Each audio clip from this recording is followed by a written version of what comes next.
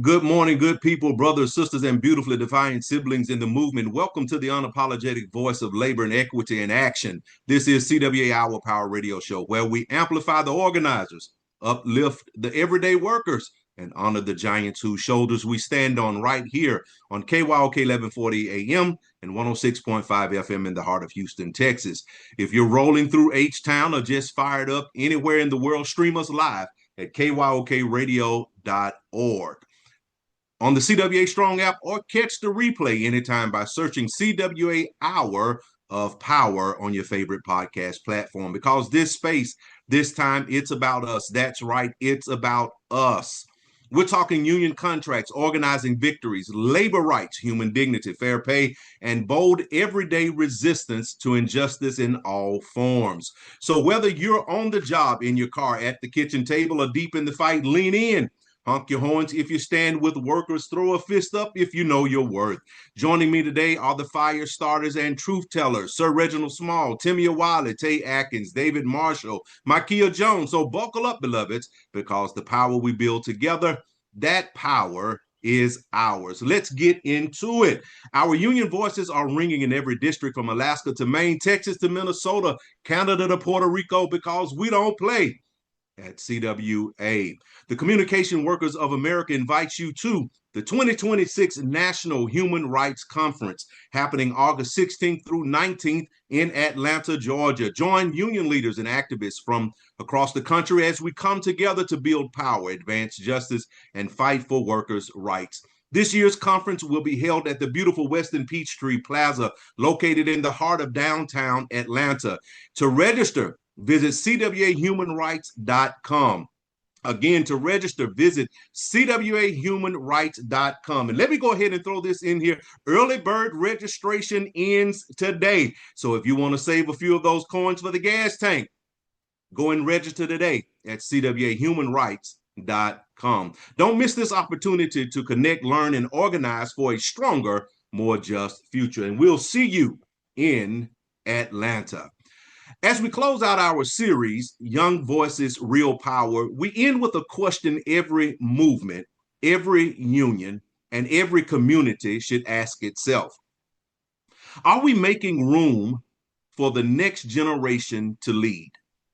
Because too often, people say they support youth, but only when youth stay quiet. They say they want fresh ideas, but only if those ideas don't challenge old systems. They praise young people for voting, but hesitate when young people run. That brings me to this week's spotlight on Cheyenne Hunt. Cheyenne Hunt became one of the youngest people in America to run for Congress. Not waiting until she was 40, not waiting until she was connected, not waiting until someone handed her permission. She stepped into the arena young, prepared, and unapologetic. Her platform centered on issues many working families know all too well: economic justice, affordable housing, healthcare access, student debt, workers' rights, a future people can actually afford to live in. And guess what, guys? That matters. Because millions of Americans, especially young adults, feel like they inherited rising costs, stagnant wages, unstable work, and political systems that talk at them instead of with them. And Cheyenne Hunt represents a generation saying, we're not just the future, we are the present. Now, let me be honest. How many talented young people never run for office because they think politics belongs to insiders? How many working class young people believe leadership is only for the wealthy, the connected, or the already powerful? How many voices are lost even before they ever begin? That's why stories like Cheyenne Hunt's really matter. Because leadership should not be age gated. Power should not be inherited. Public service should not be reserved for the privilege. And let's bring this home to labor. Unions know something about something many institutions forget. When you fail to develop the next generation, you weaken the future. Let me say that one more time. When you fail to develop the next generation, you weaken the future. That means mentioning young stewards, training young organizers, inviting younger workers into strategy rooms, respecting the ideas of people who may have less tenure but strong insight. Because every strong movement needs wisdom and renewal. Veterans bring experience, young leaders bring urgency, innovation, and perspective, and you need both. Young people today are navigating realities many older generations did not face at the same scale: skyrocketing rent, healthcare insecurity, college debt, gig work instability, corporate concentration, hard work that too often doesn't equal stability. So when young leaders speak on economics, it isn't theory, it's survival.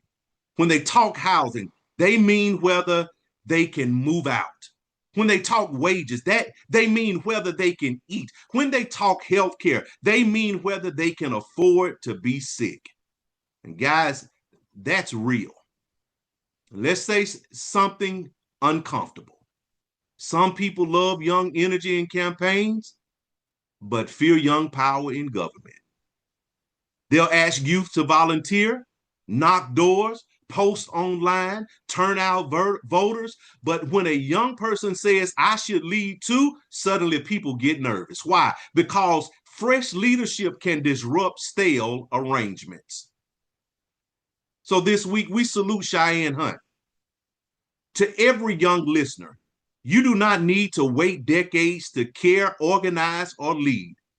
To every elder listening, don't just complain about disengagement, open doors. To every union, local, civic group, and movement, ask yourselves honestly, are young people present only for photos or present in decision making?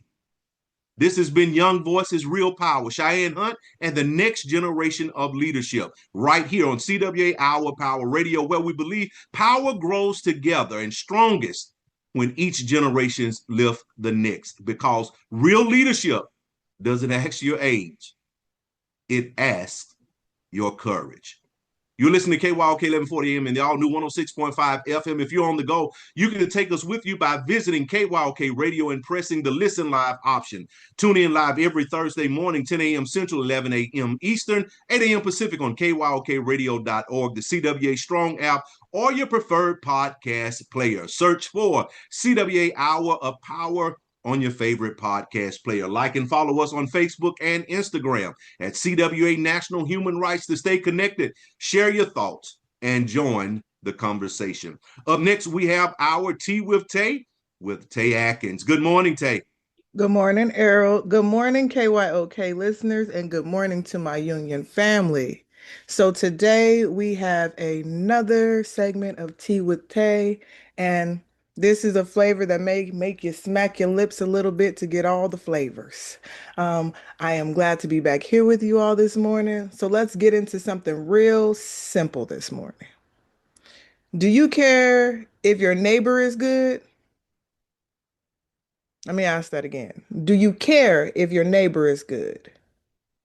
I'm not talking about being nosy. I'm not talking about being in people's business. I'm asking you, do you care if the people around you are truly okay? Because we live in times where people know your business from social media, but they don't know if you ate today. They may not even care. They know your relationship status, but they don't know or care if you're battling depression. They know you ain't bought new shoes, but they don't know that your lights got cut off. So I ask again, is your neighbor good? See, somewhere along the way, society got cold. Everybody's screaming, mind your business, while communities are falling apart. Everybody's saying, I don't owe nobody nothing, while loneliness is burying people alive. We were not built to live like islands. There used to be a time when your neighbors checked on your neighbors. I remember those days when somebody elderly didn't bring the trash can in and somebody else noticed and they would take care of it. When a child was acting out and somebody asked what was wrong. When somebody lost their job, people brought them a plate. Now, now, folks can hear you crying through the wall and turn the TV up louder. And let me make it hotter this morning. Some of y'all only care about your neighbor when they become a tragedy, when they are missing, when they are unalived or deceased, when the ambulance is outside, when the GoFundMe link goes up. But where was the concern when they were silently drowning? You better stir that cup this morning. We're going to go a little deeper. If your neighbor can't afford rent while working a full-time job, that is a labor rights issue. If your neighbor is denied dignity because of the color of their skin, that's a civil rights issue. If your neighbor is harassed for who they love or how they identify, that's an LGBTQIA plus rights issue. If your neighbor is scared to walk home, scared of her partner, scared to speak up at work, that's a woman's right issue, women's rights issue. If your neighbor is disabled, undocumented, elderly, poor, homeless, or forgotten, that is a human rights issue. See, too many people think rights are separate conversations. No, no. When one neighbor is suffering, the whole block is unstable. When one group is targeted, everybody's freedom gets weaker. When one worker is exploited, every paycheck is under attack. When one woman is unsafe, no community can call itself healthy. When when one LGBTQIA plus child feels unwanted, all of us should feel ashamed because justice is not selective. Dignity is not exclusive. Freedom is not for a chosen few. And let me say this plain. Marginalized people are not asking for special treatment. They are asking for fair treatment, fair safety, for wages they can live on, for respect, for equal protection, for the right to exist without apology. That should not be conversational. Checking on people costs less than funerals. Fair wages cost less than poverty. Equality costs less than division. Community costs less than chaos. Now, don't misunderstand me, everybody. Everybody is not your assignment, but somebody around you is carrying something heavy, and a simple "Are you good?" might be the rope they need that day. So before you scroll, before you start gossiping, before you post another fake motivational quote, check on somebody. Stand up for somebody. Speak up for somebody. Vote for somebody. Organize for somebody. And most definitely love on somebody. Look around. Look somebody in their eyes and ask them with sincerity, neighbor, are you good? Neighbor, are you good? Because if the people around us keep breaking, eventually the whole block breaks too. So you take that tea with you today. And I'm Tay, and this was Tea with Tay today. Thank you, family, and back to you, Errol. My, you stirred that pot this morning, Tay. You're listening to KYOK 1140 AM in the all-new 106.5 FM. If you're on the go, you can take us with you by visiting kyokradio.org and pressing the Listen Live option. Tune in live every Thursday at 10 a.m. Central, 11 a.m. Eastern, 8 a.m. Pacific on kyokradio.org, the CWA Strong app, or your preferred podcast player. Search for CWA Hour of Power on your favorite podcast player. Like and follow us on Facebook and Instagram at CWA Human Rights to stay connected, share your thoughts, and join the conversation. All right, guys. It is now time for the Marshall Minute with David Marshall. Good morning, David. Good morning, Errol, and good morning, family, and welcome to the Marshall Minute. I tell you what, Errol, I think I like that intro. That's like my favorite song because it is a lovely day. Wonderful. Yes, Every it day is. above ground is a lovely day for me. So I think we're onto something there, sir. All right, and today's Marshall Minute, we're going to focus on 3 steps to help you achieve success on the job, in the union, and in life. Those 3 things are education, execution, and consistency. Now, we're living in an era defined by relentless change, uncertainty, opportunity, and the path to success often feels elusive.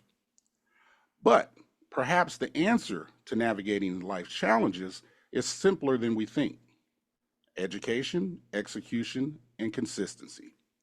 These 3 pillars, when understood and embraced, form the foundation of transformation, personally, professionally, and in society in general. So if you're lost, the answer lies in education. If you're educated, the key is execution. And if you are executing, the secret is consistency. This deceptively simple framework is not just a roadmap to success, it's a philosophy for enduring growth. It's grounded in timeless principles and supported by real world evidence, offering a way to navigate complexities of modern life.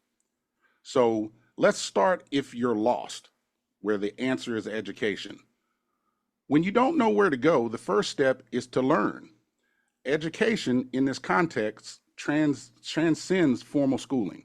It's the pursuit of knowledge. It's the art of asking questions and the courage to explore unfamiliar territory. Education is the great equalizers. Studies have shown that access to education correlates with improved health, higher income, and greater life satisfaction. According to a 2021 report, every additional year of schooling increases a person's earning by about 10%. But education isn't about just earning potential, it's about empowerment. Learning equips individuals with the tools to understand themselves and their world. For example, financial literacy programs have been shown to reduce debt and increase savings, creating ripple effects that elevate entire communities. And in today's digital age, access to knowledge is unprecedented. I mean, platforms online have made it possible for anyone to gain new skills. A 2022 study showed that 70% of professionals attribute career advancement to online learning platforms. Yet, despite this access, many remain lost due to education requires more than availability. It demands curiosity and action. So if you feel stuck, ask yourself, what do I need to learn? Or whether it's understanding your finances, developing emotional intelligence, or mastering a new skill, education is the first step towards clarity. As the great Nelson Mandela famously said, education is the most powerful weapon in which you can use to change the world. So, what if you're educated? Well, at that point, the answer is execution, because education without action is potential unrealized. Execution bridges the gap between knowledge and results. It's the moment when theory becomes practice, when ideas take shape, and when plans transform into achievements.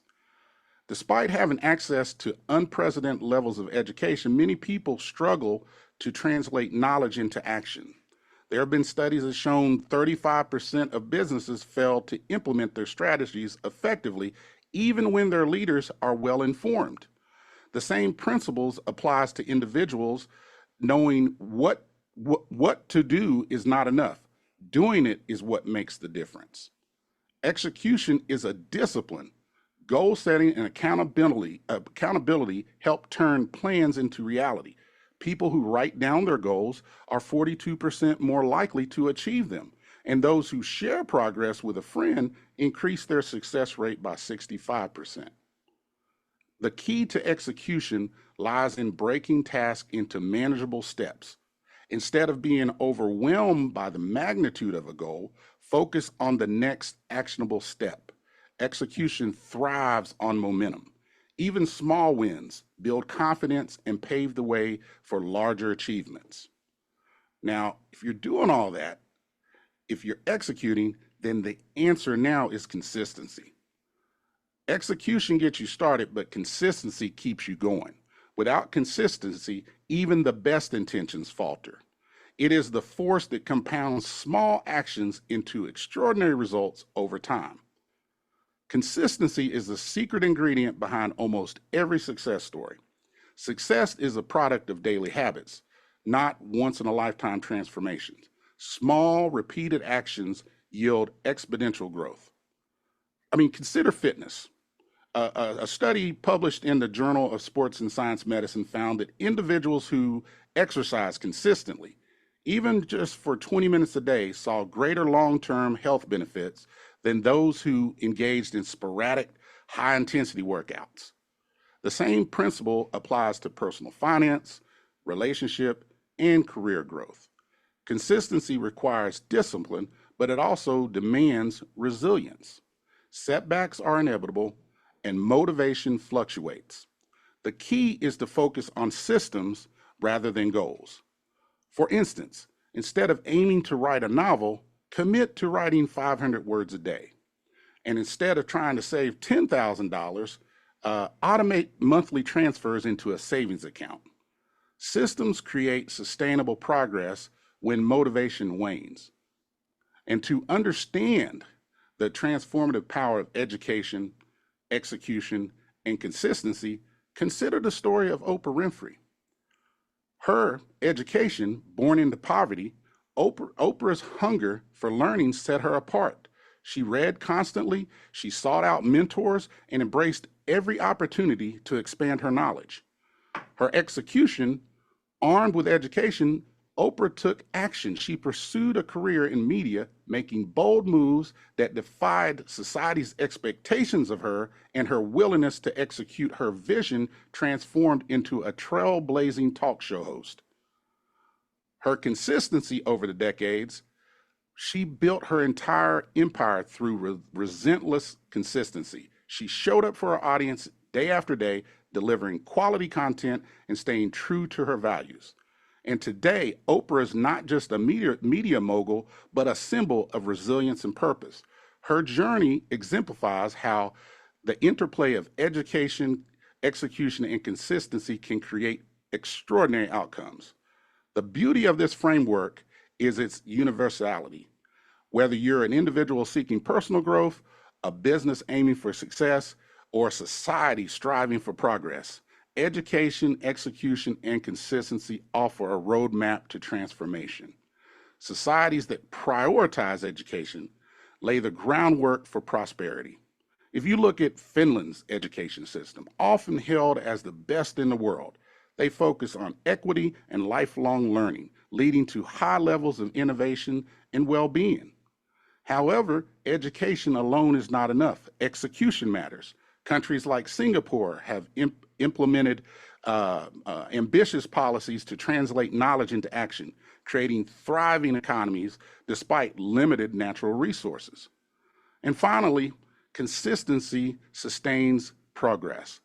Long-term investment in infrastructure, healthcare, and education has propelled nations like Germany and Japan to global leadership. So, in conclusion, education, execution, and consistency are not just steps in a linear process, they form a continuous cycle. As you execute, you encounter new challenges that require further education, and as you stay consistent, you refine your execution. So if you're lost, seek knowledge. If you're informed, take action. If you're acting, stay consistent. This framework's not just a recipe for success, it's a philosophy for living a meaningful and impactful life. Because the truth is, Life doesn't reward those who stand still. It rewards those who learn, who do, and who persist. So until next time, this has been the Marshall Minute, where living well is the greatest act of love. Back to you, Errol. Thank you so much, Mr. David Marshall in the Marshall Minute. You're listening to KYOK 1140 a.m. and the all-new 106.5 FM. If you're on the go, you can take us with you by visiting kyokradio.org and pressing the Listen Live option. Tune in live every Thursday at 10 a.m. Central, 11 a.m. Eastern, 8 a.m. Pacific on kyokradio.org, the CWA Strong app, or your preferred podcast player. Search for CWA Hour of Power. Like and follow us on Facebook and Instagram at CWA National Human Rights to stay connected. Share your thoughts and join the conversation. Now, I want to bring in all of our hosts and I really, guys, after yesterday court decision, I really wanted to start talking about that, but we have something else that we really need to talk about because we did not talk about it on last week, and we really need to discuss this, and we want to set the stage because this conversation that we're about to have today, it is very serious, it is urgent, and it is necessary because right now when we look around the country, there are too many women under attack and from multiple directions. You have violence in homes, harassment on jobs, political rollbacks, loss of workplace protections, attacks on reproductive freedom, sexual abuse allegations in detention centers, and too often systems that are moving slower than the danger itself. And let's be honest, Black women are often carrying some of the heaviest burdens. And we already know that at the beginning of, I think it was on last year, over 300,000 plus people, women of color, Black women, lost their jobs in the government alone. And so too many of our stories are being ignored, too many cries for help unanswered, and too many names only known after tragedy. So today we're calling this what it is: the war on women, violence, rollbacks, and why this has got to stop. Now, some people may hear that title and say war is too strong of a word, but when rights are stripped, when safety is denied, when labor is unvalued, when women are harmed and systems fail to respond, then what else should we call it? And to lead this conversation this morning, I'm going to turn it over into the hands of Timmia Wiley. Thank you, Errol. I'm just going to start this segment off real plain and simple. Women are tired of being told they're overreacting, tired of being told to be patient, tired of being told not all men. Every time women speak about violence, tired of being asked to survive systems that should protect them. And when we say women are under attack, we mean in real life.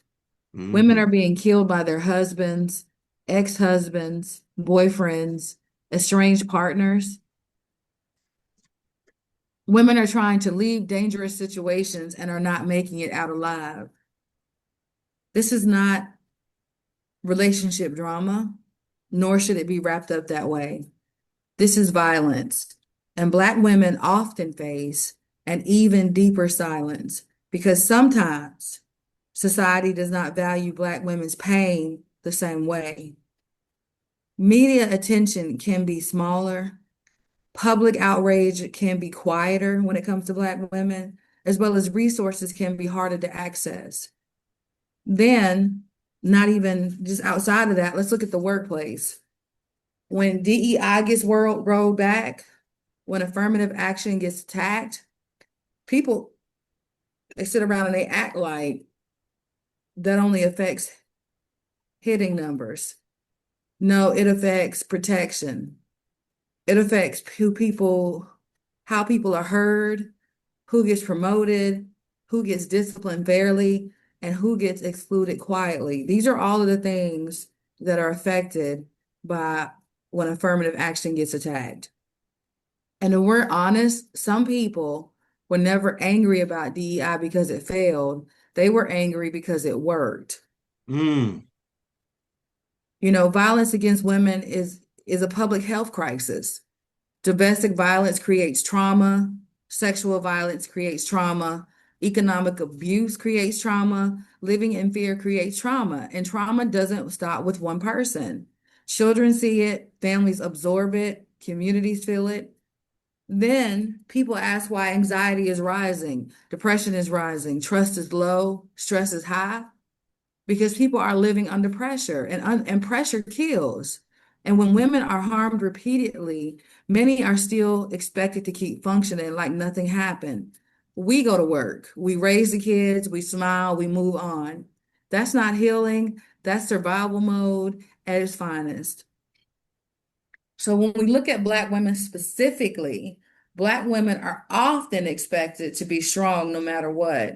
Strong through disrespect, strong through grief, strong through underpayment, strong through danger. We are often disrespected by the ones who are supposed to protect us. But strength should not be society's excuse to neglect protection. And when systems fail, women in detention centers, prisons, shelters, or workplaces, that's institutional harm. And let me just pause right there. People think that, okay, so and so is in prison. That's what they get. They're getting what they're deserved. You can be in prison and you still need to be protected. And I'm Yeah. gonna stand on Yes. that rock. Yes. Tay, I see you over there chiming in. You Come on, absolutely. Tay, because this just done spark something. But come on, Tay. So I'm gonna say this, and it may ruffle some feathers, but it needs to be heard. Society loves women labor more than they love women's lives. Mm. You love women raising the children. You love women holding families together. You love women doing emotional labor. You love women showing up to the workplace and carrying the team. But when we ask for safety, suddenly there's a debate. When women ask for equal pay, suddenly there's a budget concern. When women ask to be believed, suddenly everybody needs more evidence than they ask for anywhere else. Now let's talk about rollback control. Some people cheer against DEI and affirmative action because they think equality means somebody took something from them. No. What they're upset about is competition. They were comfortable when the doors were closed. And now they call fairness discrimination. That's the game. That's how it goes. Hmm. And let me say something else. When women and girls are harmed in detention facilities, institution, foster systems, prison, immigration centers, nobody acts fast. That is a state failure. That means power knew vulnerability existed and still did not fix it. This has got to stop.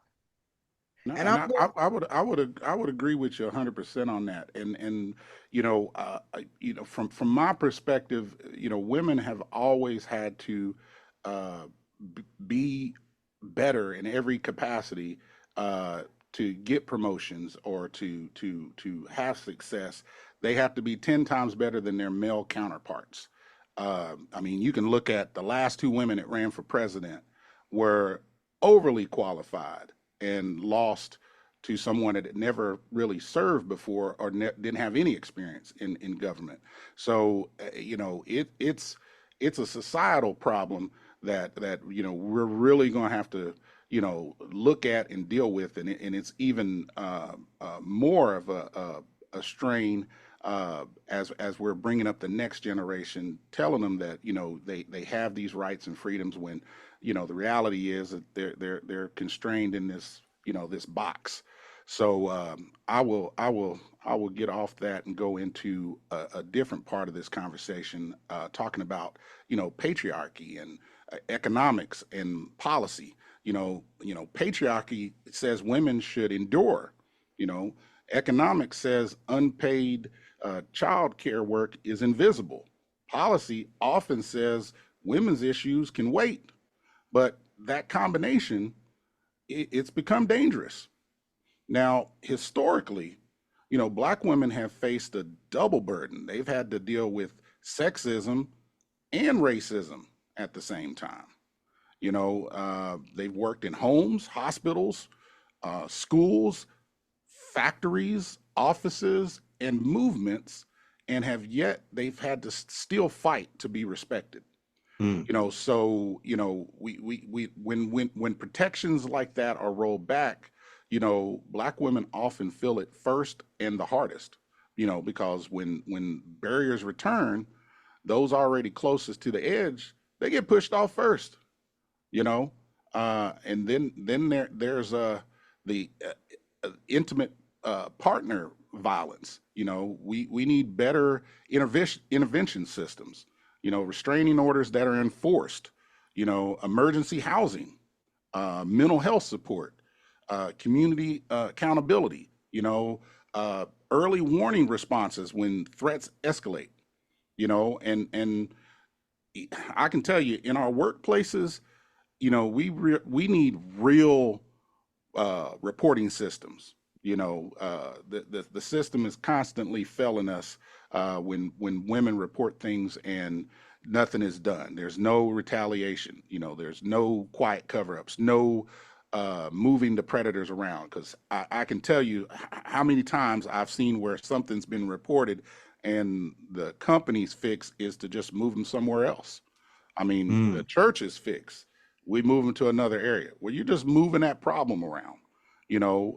But this whole thing is solvable.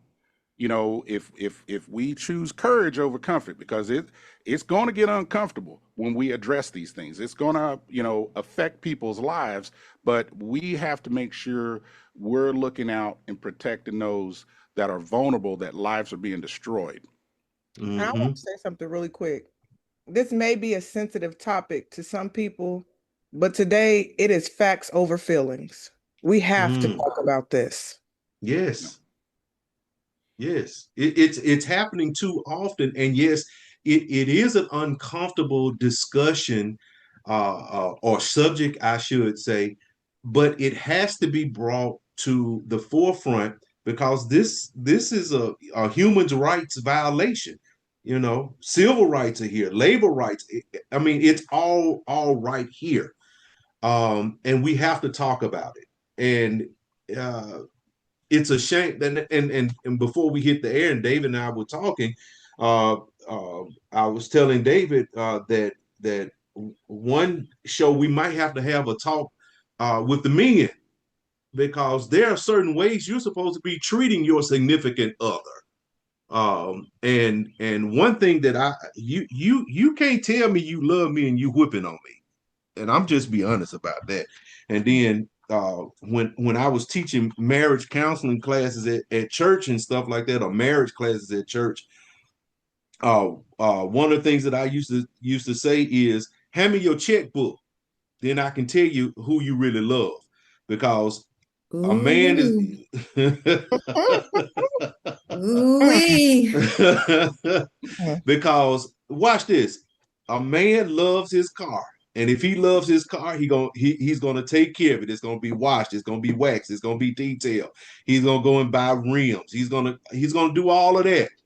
But then if you say that you love your significant other, all you see is never a bouquet of flowers, never a diamond ring, or never a vacation or something like that. And I have problems with that. And I'll digress because I don't want to get nobody in trouble. Well, those are all conversations that need to be had. That's the good thing about a program like this, is that we're dealing with all of these issues that affect everybody, and the only way to solve anything is to bring awareness And so I think by opening up this conversation, it gives us an opportunity to discuss and then figure out ways to move forward and progress and address the issues that are ailing us all. So let me ask this question right here. Why do you think society moves faster to defend systems than to defend women? Because you got to follow the money. Systems benefit people with power. Mm-hmm. Women asking for justice disrupts their comfort, it disrupts their power. And because too many folks still think abuse is private until it becomes public. Also, because people don't understand trauma until it touches their own home. Mm. Yeah, Mm. and you know, I think it's because prevention don't get funded the way that the reaction does. Now, David, you said something right there. Prevention doesn't get funded at all. Mm-mm. Really, it's minuscule. Right, right. We need to focus on prevention a lot more than reaction, and that goes with how we treat women. That goes with how we raise our children. That goes with how we fund our schools versus how we fund our prison population. I mean, prevention should be the name of the game right now Mm-hmm. in whatever we're doing. That's how you fix things. That's how you reverse generational curses. You have to fix them, and prevention is the way to do that. It All right, is. Timmy, come on. No, I was going to say exactly because shelters struggle. Counseling is underfunded, legal aid is stretched thin, but there's always money after a tragedy. Somehow, magically, money appears. Oh, Let's really talk about it. We will build the memorial faster than we will fight for the protections. That's a problem. and it's funny, Timmy. You said something, and I'm gonna tiptoe around it just a little bit. There's always funding after tragedy. There's always funding after tragedy. It's mind blowing that uh we have money for war, but we don't have money for prevention. You're absolutely right. You're absolutely right. And it's just it's tragic because in all of this, what are we saying to the generation behind us? Yes, We yes. have to So, believe women sooner and protect them faster. I lost an aunt. Her boyfriend decided that if he couldn't have her, nobody would. mm, And people were wanting to know what happened as if to see what kind of a person she was to cause this. That's asinine. mm-hmm. You know, So, we go ahead. I'm sorry. well, now you go ahead and finish your thought because I really could because I hate and okay. Let me just go on and jump out here. Then I say and and I think it is a societal issue where people can see things happening, but they still say that's none of my business, or where they chose that man, or I have a problem with that. If you see something, you need to what? Say Say something. something. You absolutely need to say something. If somebody tells you something, you need to believe them. If I tell you that I'm hurting, you don't need to ration whether or not I'm hurting or not. You can't tell me Mm-hmm. what I'm feeling. You need to understand and stop trying to look at what people who you think that person is and what you think they deserve. Mm-hmm. Because that's not helpful in situations like this. If somebody says they're hurt, they are hurt. Point blank, period. It doesn't matter if they might have told a white lie. It doesn't matter. Like none of that stuff should be relevant to the conversation when someone is hurt. Yes. You get them the Yes. help that they needed. Mm-hmm. And one of the things that we must pay attention. One of my dear childhood friends by the name of Tawana J. Everhart, she wrote a book, and we grew up in grew up together, and she wrote a book that came out on April 15th titled Life Ain't Fair, Win Anyway. And she talks about the violence that she witnessed in her in her own home between her mother and her father. And she has come out with that book, and it's entitled again, Life Ain't Fair, Win Anyway. And she gives 7 principles behind that. And I really wished that in society we jumped in to to help in situations before we had to get to 7 proven principles. Y'all follow what I'm saying on that? I'm following you. I'm Yes. picking up what you put down. Absolutely. Yeah. Yeah, we have to take note. It's no way one of my good friends can call me and tell me that there's a problem in her home, and I don't say, well, hey, why don't you just come over here and get the guest bedroom? That's Until it. y'all That's it. work it out or get counseling or something like that. We have to put out we and then some of us may have to have some words man to man. Be a help, Okay. not a All right. hindrance in a situation. Okay. All For right. real. And stop with the whole what was she wearing or what did she have on? Trying to discredit a woman's character in situations where they may be being attacked. Maybe it be their character. It may not even be physical. It could be their character. But we have to stop doing that. Are y'all Yes. familiar with the "Keep Your Head Up"? Tupac. Just really sit on those lyrics. I'm All just saying. right. Come on with it, Tay. I'm just saying. We sit on those lyrics. It told us what we would be facing. Mm-hmm. There's a lot going on, but really think about it. Really think about it. This did not just start happening, but it's getting worse because no one is addressing it. So That's that's right. just something I want us to sit on. And y'all know I've been talking about my music selection all morning, but that's one of my favorite ones. And the lyrics Mm-hmm. we're just talking right now, they started coming into my head, Errol, when you were talking about war. Mm-hmm. Mm-hmm. I, I, So let's go. Okay. I was going to say, Are you saying something, I David? was going to say, Tay, I think I like, keep your head up better than nuck if you buck. So I think that's going to work for you. That's an inside joke because we was talking about themes earlier, but yeah, I think that's a whole lot better. Well, thank you. Thank you very much, David. All right, so David, you know how to make us cackle on air. All right, so let's go around the table. One thing that must happen now is, since we're talking about solutions, because we gotta, when we end this topic, we gotta end it with talking about solutions. So let's go around the table. One thing that must happen now, Timmia. One thing that must happen now is you need to start believing the victim and stop victim shaming. Mm. I would Tate, say I'm sorry. expand Okay. trauma informed counseling and domestic violence resources. Okay. Tay. Stop treating equality programs like the enemy. They were guardrails.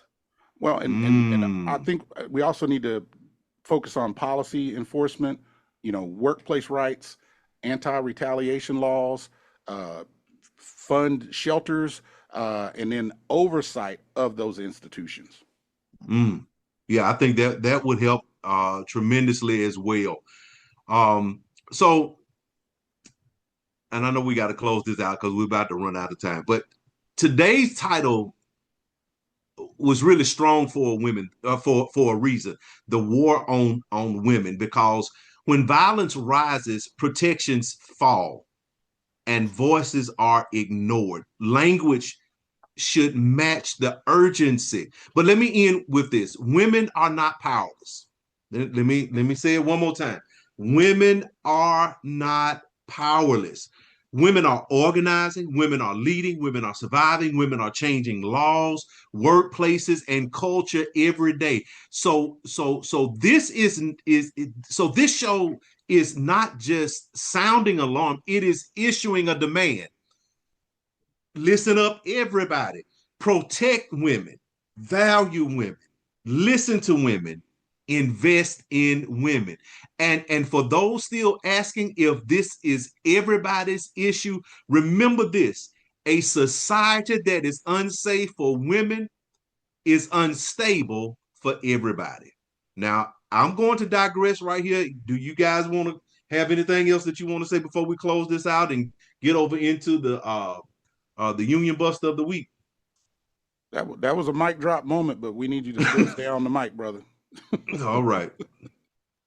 All right. You're listening to KYOK 1140 AM and the all new 106.5 FM. If you're on the go, you can take us with you by visiting kyokradio.org and pressing the listen live option. Tune in live every Thursday at 10 a.m. Central, 11 a.m. Eastern, 8 a.m. Pacific on kyokradio.org, the CWA Strong app, or your preferred podcast player. Search for CWA Hour of Power on your favorite podcast player. Like and follow us on Facebook and Instagram at CWA National Human Rights. To stay connected, share your thoughts, and join the conversation. Up next, we're going to have the Union Buster of the Week, and we welcome Timmia back to the show. She took a little vacation last week, so now she's back with us.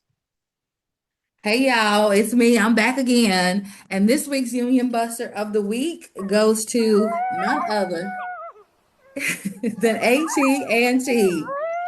And we're talking specifically about mobility and what's happening right now in contract negotiations.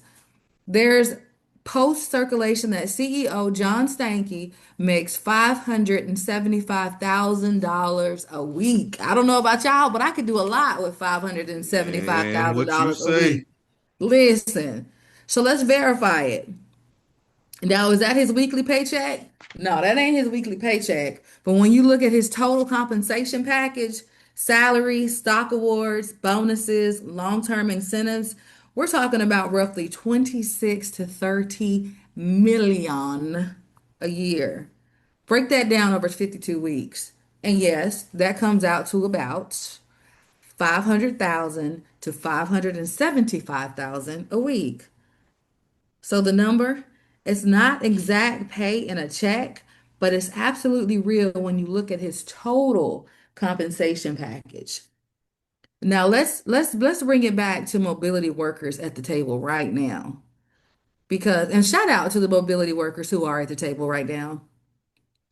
But while executives are seeing compensation at this level, workers are in contract negotiations fighting for fair wages, job security, respect on the job, a real voice in the workplace. So the question becomes, what does cost really mean, and who is always expecting to carry it? Because you can't tell workers there's not enough while millions are flowing up to the top. You can't demand sacrifice without showing shared responsibility. And you sure can't claim to be building the best networks in the world when you're breaking down the very workforce that makes it run. AT&T, listen to me. You can't build a network by disconnecting workers. It just doesn't work that way. It doesn't work that way. And one thing I'm gonna say is, can you imagine your coworker, well, for some that is their coworker, making $575,000 a week, and here we are negotiating for a fair paycheck? Let me be quiet. That's enough to make me angry, and I'm gonna leave it at that. So yes, this week, AT&T, you are our Union Buster of the Week. And I'm Timmia Wiley like the coyote, and I am signing off. I know, right? It just does something to your soul when you think about how many people out there struggling to put food on the table and gas to get back and forth to work. And okay, all right. As we come I know down, it. It's terrible. And that's enough to make you want to let me stop, because violence is not the answer. And I'm gonna I leave it know, at that. and it goes back to what we talked about last week with David. Enough is enough, and I hope tomorrow. I think tomorrow is May 1st. It is May 1st. I hope everybody stays on work, no school or whatever, and celebrate May Day to send a message. Well, I can tell you we're going to be down at City Hall in Dallas for our May Day. So we'll see you out there. So hopefully you All got right. stuff going on in your cities. Yes, check your calendar with any of your unions. There should be some type of activity going on to celebrate May Day. Check the AFL-CIO in your state, in your city. As we come down to the final minutes of the show, the Communication Workers of America invites you to the 2026 National Human Rights Conference happening August 16th through 19th in Atlanta. Join union leaders and activists from across the country as we come together to build power, advance justice, and fight for workers' rights. This year's conference will be held at the beautiful Westin Peachtree Plaza located in the heart of downtown Atlanta. To register, visit cwahumanrights.com. Again, cwahumanrights.com. And today marks the last day for the early bird registration. So if you need to save a few dollars for that gas tank, go register today, cwahumanrights.com. Don't miss this opportunity to connect, learn, and organize for a stronger, more just future. We'll see you in Atlanta. An hour is not long enough to be with you, and a week is too long to be away from you. You have been tuned into the CWA Human Rights Hour Power broadcast. I hope something you heard today has inspired you to take action toward creating positive change in the world. Every person has the power to make a difference, no matter how small, and by working together, we can create a world where human rights are respected and valued. So I encourage each of you in the listening audience to reflect on your role in promoting human rights to effect change, in your communities and beyond. Know that you're not alone in your quest for a more just and equitable world. When faced with injustice, it can be easy to lose hope and give up. But remember, justice may be slow like the truth, but when it finally comes, it will stand. Until next Thursday, 10 a.m. Central, right here on KYOK 1140 AM and the all-new 106.5 FM KYOKradio.org. See you next week.